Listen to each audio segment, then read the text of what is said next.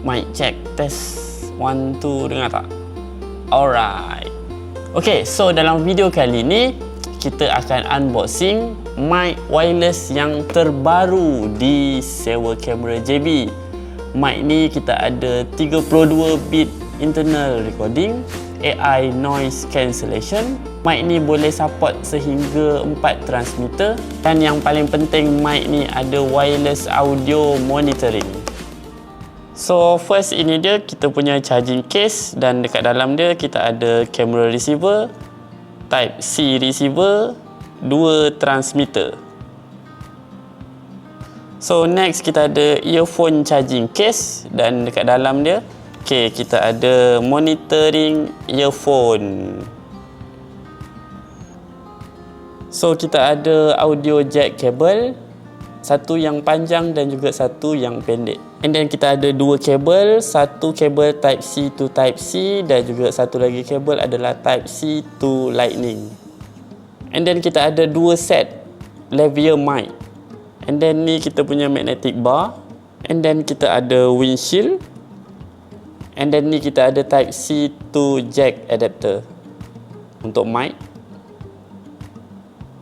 So inilah barang-barang dan aksesori yang korang dapat dalam Ultimate Combo.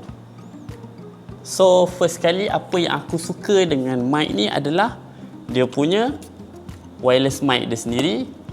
Kalau korang tengok dekat sini, design dia memang aku suka, and size dia nak compare dengan mic yang lain,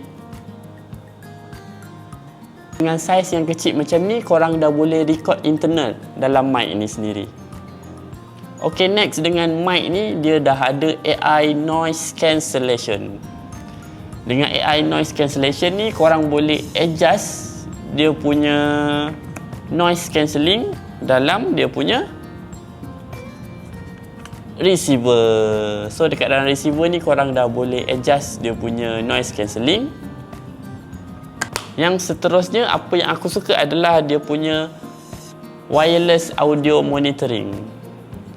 Ini dia.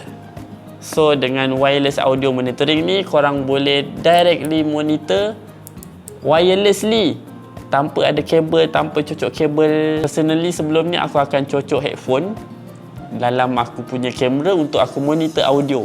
Dengan function ni dia sangat memudahkan. Dan yang terakhir, apa yang aku suka dengan mic ni, so macam dalam ni casing dia ada 2 transmitter.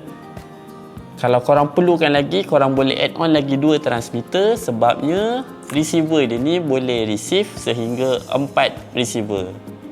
So kalau korang buat interview ataupun podcast yang ada 4 orang, so korang personally memang perlukanlah benda ni.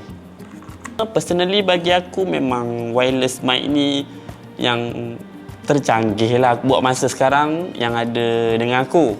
And dengan function-function dia and aksesori yang sangat menarik, dengan harga dia yang berpatutan. So kalau korang nak try, nak cuba sendiri, korang boleh sewa di Sewa Kamera JB. Okay guys, video kita sampai sini saja. Kita jumpa lagi di video yang akan datang. Bye bye.